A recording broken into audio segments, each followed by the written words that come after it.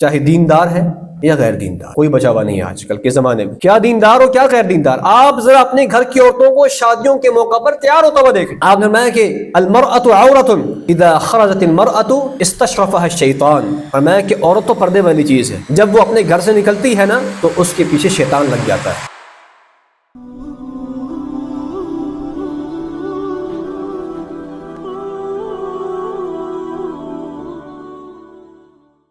قرآن پاک کی جو آیت مبارکہ آپ حضرات نے سماعت فرمائی ہے، سورۃ النساء کی اس آیت میں اللہ تبارک و تعالیٰ یہ بات ارشاد فرماتے ہیں کہ لوگوں کے لیے بعض خواہشات کی محبت مزین بنا دی گئی ہے، لوگوں کی دلوں میں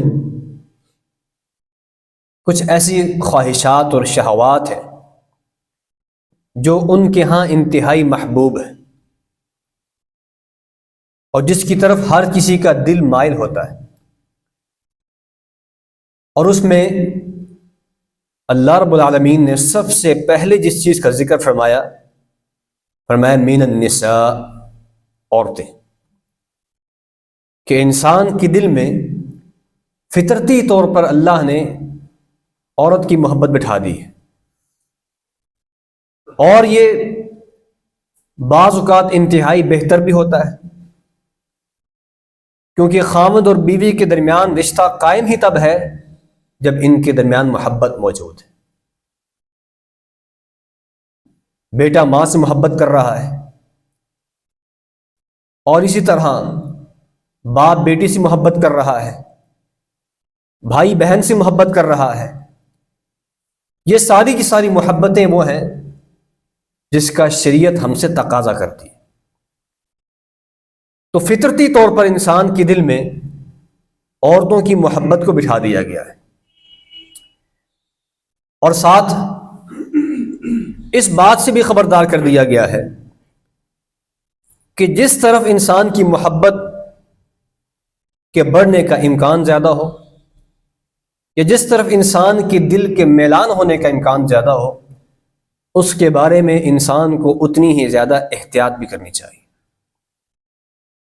ٹھیک ہے، عورت ہماری ضرورت ہے، ہر مرد کی ضرورت ہے، اور عورت کے لیے مرد کی ضرورت ہے، لیکن کچھ حدود قائم کر دی گئی ہیں کہ ان حدود کے اندر اس محبت کو اگر قائم رکھا جائے تو بالکل جائز ہے، اور اس کا انشاءاللہ اللہ کے ہاں اجر ہے۔ لیکن جب ان حدود سے ہم باہر نکلتے ہیں تو پھر وہی عورت مرد کے لیے فتنہ بن جاتی ہے، یا وہ مرد اپنی اس عورت کے لیے فتنہ بن جاتا ہے۔ اور رسول اللہ صلی اللہ علیہ وسلم کے اس فرمان کو امام بخاری رحمہ اللہ تعالیٰ نے اپنی کتاب میں نقل کیا ہے۔ حضرت اسامہ بن زید اس حدیث کے راوی ہیں، فرماتے ہیں کہ رسول اللہ صلی اللہ علیہ وسلم نے ارشاد فرمایا ما ترکت بعدی فتنة اضر علی الرجال من النساء، کہ میں نے اپنے بعد اپنے امت کے مردوں کے لیے سب سے زیادہ کوئی خطرناک اگر کوئی فتنہ چھوڑا ہے تو وہ عورت ہے، سب سے زیادہ خطرناک۔ کیونکہ عورت بعض اوقات جب انسان کے لیے فتنہ بن جاتی ہے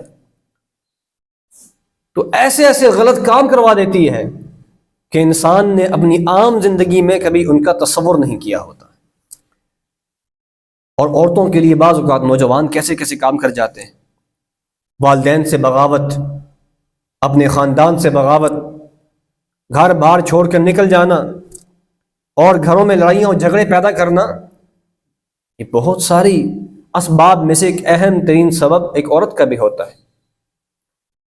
اور رسول اللہ صلی اللہ علیہ وسلم نے یہ بات بھی ارشاد فرمائی، آپ نے فرمایا کہ ما رأیت من ناقصات عقل و دین اذهب للب الرجل الحازم من احداکن، فرمایا کہ میں نے عورتوں کو جو عقل کے اعتبار سے بھی کم ہوتی ہیں، دین کے اعتبار سے بھی مردوں سے پیچھے ہوتی ہیں، لیکن اس کے باوجود میں نے ان جیسا تیز ترار کسی کو نہیں دیکھا جو بعض اوقات انتہائی عقل مند اور انتہائی تجربہ کار اور انتہائی زیرک مرد کو اس کی عقل خراب کر دیتی ہیں، اس کو گمراہ کر دیتی ہیں۔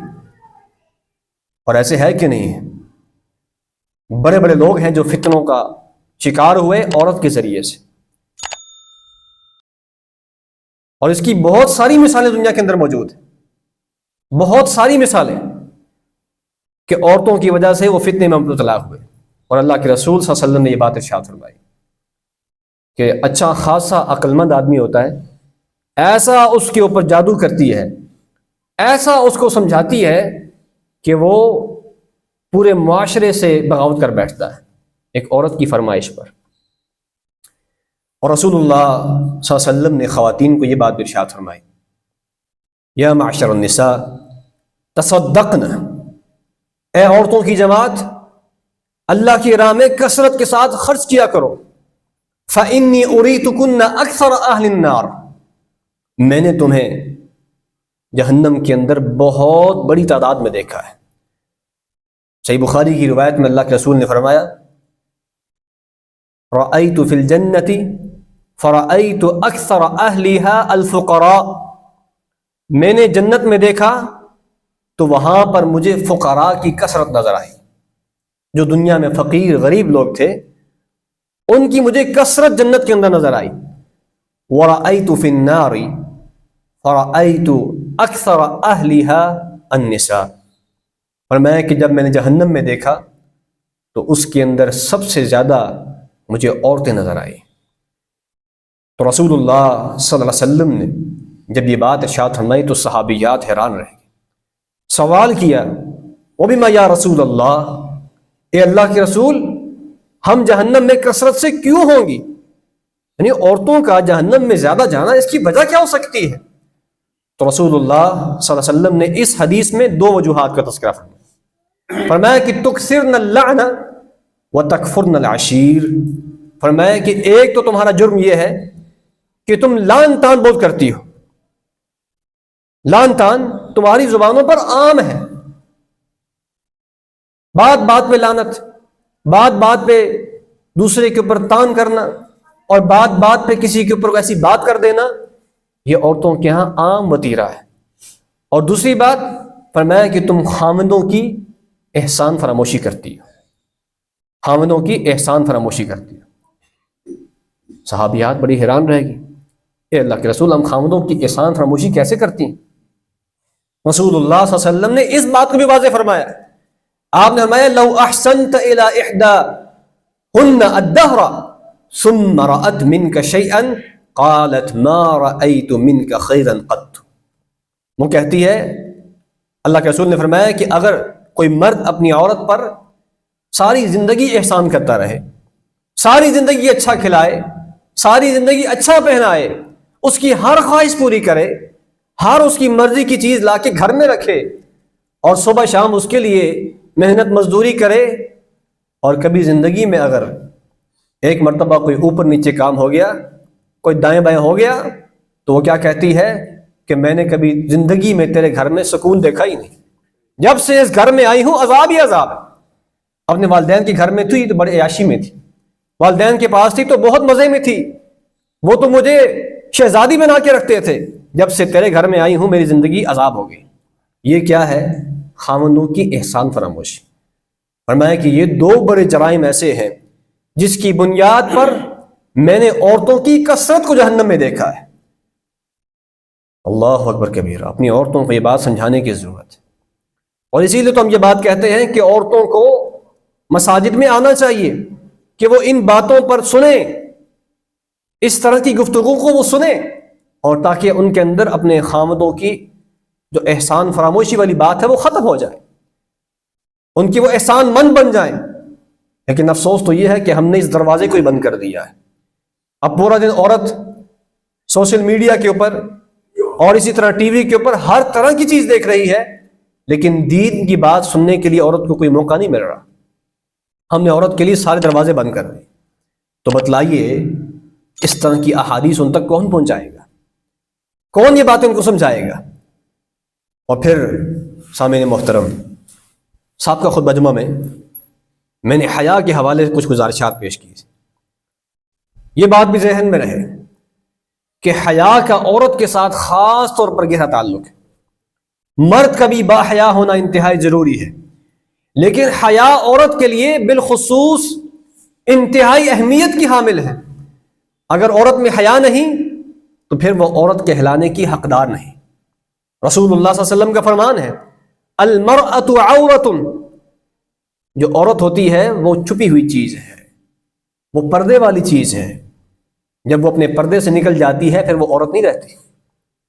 عورت نام ہی پردے کا ہے، اور ہمارے دین نے جتنی عورت کی حفاظت کی ہے، اللہ کی قسم ہے ساری کائنات مل جائے اور یہ کہے ہم عورتوں کو حقوق دے رہے ہیں، وہ جھوٹ بول رہے ہیں، وہ دھوکہ دے رہے ہیں، وہ فراڈ کر رہے ہیں. اگر ان کی باتوں کو درست مان لیا جائے تو میں آپ سے یہ نہیں کہتا کہ آپ میری بات سنیں، آپ جائیے، اور آج تو گوگل ہر چیز آپ کو بتا دیتا ہے، ذرا شمار کیجئے امریکہ کے اندر، انگلینڈ کے اندر، کینیڈا کے اندر، ناروے کے اندر، اٹلی کے اندر، اور اس طرح کے دیگر جو ممالک ہیں جو اس بات پر بڑا فخر کرتے ہیں کہ ہمارے ہاں عورتوں کو بڑی آزادی حاصل ہے، سارے حقوق حاصل ہے، ہر طرح کی آزادی حاصل ہے. سب سے زیادہ عورتوں کا استحصال انہی علاقوں کے اندر ہو رہا ہے. سب سے زیادہ عورتوں کے ساتھ ظلم انہی علاقوں میں ہو رہا ہے. اتنا پاکستان میں نہیں ہو رہا، سعودی عرب میں نہیں ہو رہا. سب سے زیادہ عورتوں کے خلاف جرائم وہ ان ممالک کے اندر کیے جا رہے ہیں، چاہے وہ جسمانی تشدد کی صورت میں ہو، چاہے وہ کسی اور تشدد کی صورت میں ہو. سب سے زیادہ عورتوں کا استحصال انہی نام نہاد آزاد ممالک کے اندر ہو رہا ہے، اور یہ کہتے ہیں ہم نے عورت کو آزادی دی ہے. یاد رکھ لیجئے حیا عورت کا زیور ہے، حیا عورت کا زیور ہے، اور اس زیور کو جب وہ اتار دیتی ہے تو پھر وہ عورت کہلانے کے حقدار نہیں رہتی. رسول اللہ صلی اللہ علیہ وسلم نے اس معاملے میں بہت ساری باتیں بیان فرمائی کہ اپنے بچوں کے اندر بچپن سے ہی حیا کو پیدا کرنے کے لیے کیا کرنا چاہیے. یاد رکھ لیجیے بیٹی اللہ کی رحمت ہوتی، گھر میں بیٹی اللہ کی رحمت ہے، اور رسول اللہ صلی اللہ علیہ وسلم کو اللہ نے 4 بیٹیاں دی، 4 بیٹیاں. اور اللہ کے رسول صلی اللہ علیہ وسلم نے بیٹیوں کے حوالے سے جو بات ارشاد فرمائی، فرمایا کہ جس کسی کو اللہ بیٹی دے اور وہ اس بیٹی کی اچھی تربیت کرے، اس کی اچھی طرح سے پرورش کرے، اور پرورش کرنے کے بعد اس کو کسی کے نکاح میں دے دے، فرمایا کہ کل قیامت کے دن یہ عورت، یہ لڑکی، یہ بچی اس اپنے والد کے لیے جہنم کی آگ کے راستے میں رکاوٹ بن جائے گی. گھر میں بچی کا ہونا اللہ کی بڑی رحمت ہے. یہی عورت، یہی بچی، یہی بیٹی ہمیں جہنم کی آگ سے بچا بھی سکتی ہے، اور یہی بچی ہمیں جہنم کی آگ کے اندر دھکیل بھی سکتی ہے. اگر ہمارا اس پہ کنٹرول نہیں ہے اور ہم اس کی دیکھ بھال نہیں کر رہے، دینی تربیت کے حوالے سے ہم نے بالکل اہتمام نہیں کیا ہے، اس کی پردے کی تربیت ہم نے نہیں کی ہے، تو پھر سمجھ لیجئے یہ عورت، یہ بچی، یہ ہمیں جنت سے دور کر رہی ہے اور جہنم کے قریب لے کے جا رہی ہے. اور رسول اللہ صلی اللہ علیہ وسلم نے کیا فرمایا؟ فرمایا کہ جب بچے 10 سال کے ہو جائیں تو کیا کرو؟ فرقوا بینہم فی المضاجع، فرمایا ان کے بستروں کو الگ کر دو. 10 سال سے پہلے اگر بیٹا بیٹی یا آپ کے بچے اکٹھے سوتے ہیں تو کوئی مسئلہ نہیں. ویسے آج کل جو حالات ہیں نا، آج کل تو 10 سال بھی عمر بہت زیادہ ہے، لیکن رسول اللہ صلی اللہ علیہ وسلم نے اپنے زمانے کے حوالے سے یہ بات ارشاد فرمائی کہ 10 سال کے جب ہو جائیں تو بہن بھائی کو الگ کر دو. اس کے بعد بہن بھائی کا اکٹھے سونا جائز نہیں ہے، ان کی بستر الگ کر دو. کیا وجہ ہے؟ تاکہ کوئی بھائی اپنی بہن کی پوشیدہ اعضاء پر مطلع نہ ہو اور کوئی بہن اپنے بھائی کی کسی چیز کو نہ دیکھ سکے. ستر پیدا ہو جائے، پردہ پیدا ہو جائے. آج لوگ یہ کہتے ہیں کہ بچی ہے، بچیوں کو کون سا پردہ ہوتا ہے؟ آغاز ہی بچی سے کیا ہے، بچیوں ہی سے تو آغاز ہوتا ہے. ہم لوگ بچیوں کے لباس کے معاملے میں انتہائی سست ہو چکے ہیں، انتہائی غفلت کا شکار ہے کہ بچیاں جس طرح مرضی لباس پہنے، ہم چھوٹی بچی ہونے کے نام پر اس کو ہر طرح کی آزادی دیے ہوئے. اور آپ کو پتہ ہے کہ ہمارے ہاں جو کچھ عرصہ پہلے بچیوں کے ساتھ اس طرح کے معاملات ہوئے، ہم ایک طرف تو زور دیتے ہیں کہ ان مردوں کو سخت سزا دی جائے، ضرور دینی چاہیے، ہم تو کہتے ہیں کہ ایسے مردوں کو سخت سے سخت سزا دی جائے، سر عام سزا دی جائے، لیکن ہمیں خود بھی تو اپنے حالات کی طرف غور کرنے کی ضرورت ہے کہ ہم نے اپنی بچی کو لباس کیسا پہنایا ہے۔ ہم جب اپنی بچی کو نیم برہنہ لباس پہنا کے یا تنگ لباس پہنا کے اس کو بازاروں میں پھراتے ہیں، اس کو گلیوں میں پھراتے ہیں، اپنے ساتھ لے کے جاتے ہیں، یا اکیلی وہ آتی جاتی ہے، تو راستے میں کوئی ابو بکر صدیق نہیں بیٹھے ہوئے، وہ دوڑ گیا، عمر فاروق راستے میں نہیں بیٹھے ہوئے، عثمان غنی اور حضرت علی نہیں بیٹھے ہوئے، جبرائیل اور میکائیل نہیں بیٹھے ہوئے، راستے میں شیطان بیٹھے ہوئے، راستے میں اوباش لڑکے بیٹھے ہوئے۔ پھر ہم یہ بات سوچتے ہیں کہ ہمارے ساتھ ایسا کیوں ہو گیا؟ ہم نے خود یہ راستہ بنایا ہے، ہم نے خود یہ راستہ ہموار کیا ہے۔ اگر ہماری بچی بچپن سے ہی پردہ کرے اور ہم اس کے لباس کے بارے میں احتیاط کرنا شروع کریں، اس کو حیا کا درس دیں، اس کو پہچان کروائیں، اس کو اس کی حیثیت بتلائیں، تو اللہ کے فضل و کرم سے آج کل کے دور میں بھی ایسی بچیاں ہیں جو اپنی ساری زندگی عفت کے ساتھ گزارتی ہیں، شرم و حیا کے ساتھ گزارتی ہیں، اور کسی کو ہمت نہیں ہوتی کہ ان کی طرف نگاہ اٹھا کے دیکھ سکے۔ اور رسول اللہ صلی اللہ علیہ وسلم نے کیا فرمایا لباس کے حوالے سے؟ یہ حدیث آج کل کے دور کے حوالے سے بہت اہمیت اختیار کر چکی ہے۔ آپ نے فرمایا کہ صنفان من اہل النار لم ارہما، جہنم میں جانے والی دو جماعتیں ایسی ہیں، جہنم میں جانے والے دو گروہ ایسے ہیں جن کو میں نے اپنی زندگی میں نہیں دیکھا۔ یعنی اللہ کے رسول صلی اللہ علیہ وسلم کی حیات مبارکہ میں یہ گروہ پیدا نہیں ہوئے تھے، ان کا آنے والے زمانے میں پیدا ہونا اس حدیث سے لازم آتا ہے۔ فرمایا کہ ایک قوم تو وہ ہے معہم سیات کاذناب البقر یضربون بها الناس، فرمایا کہ ایک قوم تو وہ ہے جو جہنم میں جائے گی، میرے دور میں موجود نہیں ہے، جن کے ہاتھوں میں کوڑے ہوں گے اور وہ ان کوڑوں کے ساتھ لوگوں کو مار رہے ہوں گے۔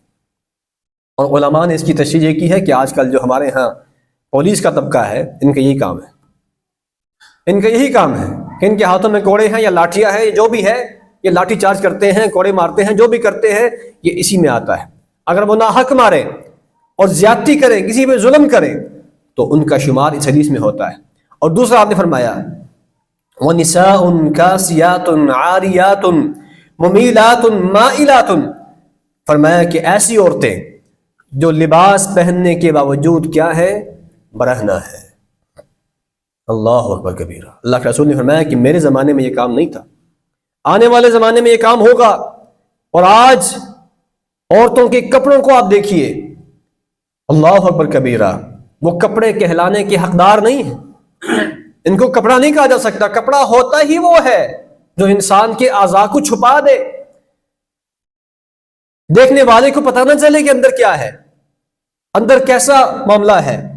لیکن وہ لباس جو پہننے کے بعد انسان مزید پرکشش لگنا شروع ہو جائے، مجھے بتلائیے کیا وہ لباس کہلانے کا حقدار ہے؟ وَنِسَاءٌ كَاسِيَاتٌ عَارِيَاتٌ، فرمایا ایسی عورتیں جو لباس پہنی ہوں گی لیکن لباس پہننے کے باوجود برہنہ ہوں گی۔ دوسری صفت آپ نے بیان فرمائی مُمِيلَاتٌ مَائِلَاتٌ، فرمایا کہ لوگوں کو اپنی طرف مائل کرنے والی ہوں گی، ایسے لباس پہنیں گی، ایسے انداز اختیار کریں گی، ایسے انداز سے چلیں گی، ایسے انداز سے بازاروں میں نکلیں گی کہ ہر نگاہ ان کی طرف اٹھے گی، ہر بندہ ان کو دیکھے گا۔ ایسے ہے کہ نہیں؟ آپ دیکھ لیجئے، یہ کوئی اچنبے کی بات نہیں ہے۔ بازار میں دو عورتیں چل رہی ہوں، ایک عورت نے مکمل حجاب کیا ہو اور ایک عورت نے اسی طرح کا لباس پہنا ہو جیسا حدیث میں ذکر ہے، تو بتلائیے آپ کی نگاہ کس کی طرف جائے گی؟ حجاب والی عورت کی طرف جائے گی؟ ظاہر سی بات نہیں جائے گی، کیونکہ اس نے حجاب کیا ہوا ہے۔ آپ اس کو دیکھنا چاہیں بھی تو نہیں دیکھ سکتے۔ لیکن وہ عورت جس نے ایسا لباس پہنا ہوا ہے، وہ لوگوں کو خود دعوت دے رہی ہے کہ مجھے دیکھو، میں دیکھنے والی چیز ہوں، مجھے دیکھو۔ مائلاتم، فرمایا کہ یہ خود بھی لوگوں کی طرف کیا ہے؟ مائل ہونے والی ہے۔ راستے میں چلتے چلتے تبصرے بھی کرتی ہے کہ فلاں نوجوان کتنا خوبصورت، فلاں دکاندار کتنا ایسا تھا ویسا تھا، کتنا اچھی طرح وہ بات کرتا ہے، کیسی کیسی تعریفیں کرتی ہے اپنی سہیلیوں کے سامنے۔ مائلاتن، خود بھی لوگوں کی طرف مائل ہونے والی۔ اور یہاں پر میں یہ بات بھی کہنا چاہوں گا، جو میں اکثر یہ بات کہتا ہوں، کہ شادیوں کے موقع پر ہماری عورتوں کا لباس اسی حدیث کی زمرے میں آتا ہے، چاہے دیندار ہے یا غیر دیندار ہے، کوئی بچا ہوا نہیں ہے آج کل کے زمانے میں، کیا دیندار ہو کیا غیر دیندار۔ آپ ذرا اپنے گھر کی عورتوں کو شادیوں کے موقع پر تیار ہوتا ہوا دیکھیں، ان سے پوچھیں آپ کدھر جا رہی ہیں، آپ کی اپنی شادی ہے؟ اگر اپنی شادی بھی ہو تو اس طرح کا تیار ہونا اور اس طرح کا لباس پہننا حرام ہے۔ اللہ اکبر کبیرہ، کیسے ایک عورت اس طرح کے لباس پہن کر شادی میں جاتی ہے جہاں پر عورتیں تو ہیں ہی ہیں لیکن مرد آتے ہیں، ویٹر داخل ہوتے ہیں اس جگہ کے اندر، اور جب وہ گاڑیوں سے اتر کے جاتی ہیں برقع نہیں پہنا ہوا، ہر کسی کی نظر ان کی طرف اٹھتی ہے۔ تو کیا خیال ہے، مائلات ممیلات ہے کہ نہیں ہے؟ لوگوں کو اپنی طرف مائل کر رہی ہیں کہ نہیں کر رہی؟ اور رسول اللہ صلی اللہ علیہ وسلم کا ایک اور فرمان ہے، آپ نے فرمایا کہ المرأة عورة اذا خرجت المرأة استشرفها الشیطان، فرمایا کہ عورت تو پردے والی چیز ہے، جب وہ اپنے گھر سے نکلتی ہے نا تو اس کے پیچھے شیطان لگ جاتا ہے۔ اور مفسرین نے، محدثین نے اس حدیث کی تشریح کرتے ہوئے فرمایا کہ شیطان کے پیچھے لگنے سے مراد یہ ہے کہ شیطان لوگوں سے کہتا ہے کہ دیکھو اس کو، لوگوں کی نگاہوں کو اس عورت کے پیچھے لگا دیتا ہے۔ ذرا سوچیے، اگر میری بہن، میری بیٹی، میری بیوی، میری ماں اگر اسی طرح بازاروں میں نکلتی ہے اور اسی طرح شادی میں جاتی ہے اور میں بڑے آرام سے ان کے حوالے سے خاموش رہ جاتا ہوں، جی کیا کریں جی معاشرے میں ایسے ہی ہو رہا ہے، تو یاد رکھ لیجئے یہ عورت یہ ہمارے لیے کل اللہ تعالیٰ کے ہاں پکڑ کا باعث بن جائے گی۔ اس کو سمجھائیے، کوئی ضرورت نہیں ایسی شادی میں جانے کی جہاں پر اس طرح کی بے پردگی ہو رہی ہے، اور اپنی عورتوں کو شادیوں کے موقع پر بھی حجاب پہنائیں۔ یہ بات آپ کو بڑی عجیب لگے گی، لیکن آج بھی الحمدللہ آج بھی ایسی خواتین موجود ہیں جو شادیوں کے موقع پر بھی حجاب پہنتی، نقاب اوڑھے ہوتے ہیں، پورے پردے کے اندر ہوتی ہیں اور شادی میں جاتی ہیں، بڑے آرام سکون سے ایک سائڈ پہ بیٹھتی ہیں، اپنا کھانا کھاتی ہیں، واپس آ جاتی ہیں۔ اور وہ ان عورتوں کے لیے حجت ہے، ان عورتوں کے لیے اللہ تعالیٰ کے ہاں باعث پکڑ ہے جو عورتیں یہ بات کہتی ہیں جی شادی میں یہ کام کرنا بڑا مشکل ہے۔ کیوں مشکل ہے؟ کیوں مشکل ہے؟ باہر لوگوں کے لیے ہر طرح کی زیب و زینت، اور اپنے خامن کے لیے کبھی تیار ہونے کی توفیق نہیں ہوتی۔ گھنٹہ گھنٹہ تیار ہو رہی ہیں، بیوٹی پارلر میں جا رہی ہیں، کس لیے جانا ہے؟ شادی میں جانا ہے۔ شادی میں جانے کے لیے عورت کا تیار ہونا، جہاں پر آپ کو پتا ہے کہ غیر محرم مردوں نے آنا ہے، اس کی کیا شرعی دلیل ہے؟ آپ ہی بتا دیجئے، جائز ہے، حلال ہے، حرام ہے، کیا ہے؟ خود سوچئے، ذرا خود فیصلہ کیجئے۔ اور پھر آپ نے فرمایا رؤوسہن کأسنمۃ البخت المائلہ، یہ عورتیں ان کے سروں پر، ان کی نشانی ایک اور یہ بھی ہے کہ ان کے سروں پر جوڑا ہوگا، اور جوڑا ایک طرف جھکا ہوا ہوگا۔ وہ جوڑا جو سر پر باندھتی ہیں اور وہ ایک طرف جھکا ہوا ہوگا، جو اونٹ ہوتے ہیں ان کی کوہان کی طرح۔ آپ نے ان کی سزا کو بیان فرمایا، آپ نے فرمایا لا يدخلن الجنہ، ایسی عورتیں جنت میں داخل نہیں ہوں گی، ایسی عورتیں جنت میں داخل نہیں ہوں گی۔ جنت میں داخل ہونا تو بہت دور کی بات ہے، ولا یجدن ریحھا، فرمایا کہ جنت میں جنت کی جو خوشبو ہے اس کو بھی نہیں پا سکیں۔ وَإِنَّ رِيحَهَا لَيُوجَدُ مِن مَّسِيرَةِ كَذَا وَكَذَا، جنت کی خوشبو تو بہت دور دور سے آئے گی، لیکن جنت کی خوشبو سے بھی ان کو اللہ محروم کر دے گا، جہنم میں ڈال دے گا۔ سامعین محترم، اسی طرح رسول اللہ صلی اللہ علیہ وسلم نے اس حوالے سے بھی نصیحت فرمائی کہ عورت کا گھر سے غیر ضروری طور پہ باہر نکلنا جائز نہیں۔ قرآن پاک میں اللہ فرماتے ہیں وَقَرْنَ فِي بُيُوتِكُنَّ وَلَا تَبَرَّجْنَ تَبَرُّجَ الْجَاهِلِيَّةِ الْأُولَى، اے نبی کی بیویوں، نبی کی بیویوں کو خطاب ہے جو امت کی مائیں ہیں۔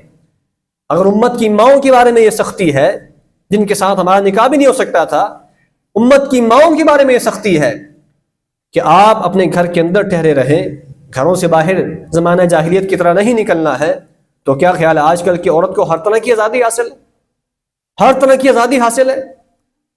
وَلَا تَبَرَّجْنَ تَبَرُّجَ الْجَاهِلِيَّةِ الْأُولَى، فرمایا جو زمانہ جاہلیت میں تم باہر نکلتی تھی اس طرح کے نکلنے سے اب تم نے اجتناب کرنا ہے۔ پھر رسول اللہ صلی اللہ علیہ وسلم نے یہ بات بھی ارشاد فرمائی أَيُّمَا امْرَأَةٍ اسْتَعْطَرَتْ فَمَرَّتْ عَلَى قَوْمٍ لِيَجِدُوا مِنْ رِيحِهَا فَهِيَ زَانِيَةٌ، فرمایا کہ ہر وہ عورت جو گھر سے باہر نکلتی ہے اس نے اپنے اوپر خوشبو لگائی ہوئی ہے، اور مقصد کیا ہے کہ لوگ اس خوشبو کو سونگ کر میری طرف مائل ہو، فرمایا کہ یہ عورت بدکارہ ہے۔ اللہ اکبر کبیرہ، یہ میرا فتویٰ نہیں، اگر میری بات ہو تو آپ مجھ پر اعتراض کر سکتے ہیں، میری بات ہو تو آپ مجھ پر اعتراض کر سکتے ہیں کہ آپ نے یہ بات کہی، یہ اللہ کے رسول کا فتویٰ ہے، سنن نسائی کی روایت ہے، آپ نے فرمایا وہ بدکارہ عورت ہے۔ جو خوشبو لگا کے باہر نکلتی ہے تاکہ لوگ اس کی طرف مائل ہو جائیں. اور پھر رسول اللہ صلی اللہ علیہ وسلم نے یہ بات ارشاد فرمائی. آج تو ویسے حالات یہ بن چکے ہیں نا, آج لوگ اس بات پر فخر محسوس کرتے ہیں. ہماری بچی کیا ہے, وہ سوشل میڈیا سٹار ہے, سوشل میڈیا سٹار. آج صبح ہی میں ایک صاحب کا ویڈیو بیان سن رہا تھا, وہ فرما رہے تھے کہ میری بیٹی جو ہے ان کے ٹک ٹاک کے اوپر 2,40,00,000 فالورز ہیں. مجھے اس بات پہ بڑی خوشی ہے. انا للہ و انا الیہ راجعون, انا للہ و انا الیہ. یہ مسلمان ہیں جنہیں دیکھ کے شرمائیں یہود. اور وہ ساتھ اسی ویڈیو کے اندر یہ بھی کہہ رہا تھا کہ اللہ کے رسول ہمارے لیے اسوہ ہیں, اللہ کے رسول ہمارے لیے. یہ منافقت نہیں تو کیا ہے؟ 1 منٹ پہلے آپ یہ بات کہتے ہیں کہ اللہ کے رسول ہمارے لیے نمونہ ہے, ان کی زندگی ہمارے لیے نمونہ ہے, اور دوسرے منٹ میں آپ یہ بات کہہ رہے ہیں میری بیٹی کے 2,40,00,000 فالورز ہیں. مجھے اس بات کی بڑی خوشی ہے. میں نے آج تک اپنی بیٹی کو اس بات سے روکا ہی نہیں ہے. وہ بیٹی کیا کرتی ہے اس پہ آپ سب جانتے ہیں کہ عورتیں کیا کر رہی ہیں ٹک ٹاک کے اوپر. ہر کوئی اپنی تصویر چڑھا رہا ہے, ہر کوئی اپنی عجیب و غریب قسم کی ویڈیو چڑھا رہا ہے, اور مقصد کیا ہے کہ مشہور ہو جائے, مقصد کیا ہے کہ میرے فالورز بڑھ جائیں, مقصد کیا ہے کہ پیسے آ جائیں, اور والدین اپنے بچوں کی خوشی کے لیے ان کو خود جہنم میں دھکیل رہے ہیں. یا ایھا الذین آمنوا قوا انفسکم واہلیکم نارا. اے ایمان والو, اپنے آپ کو جہنم کی آگ سے بچاؤ, اپنے گھر والوں کو بھی جہنم کی آگ سے بچاؤ. یہ دنیا کی اس طرح کی شہرت اور دنیا کا یہ پیسہ, دنیا کی چکا چون, یہ انسان کو بعض اوقات حیران تو کر دیتی ہے, انسان کو بعض اوقات متاثر کر دیتی ہے, لیکن آخرت میں اس کا خسارہ بہت زیادہ ہے.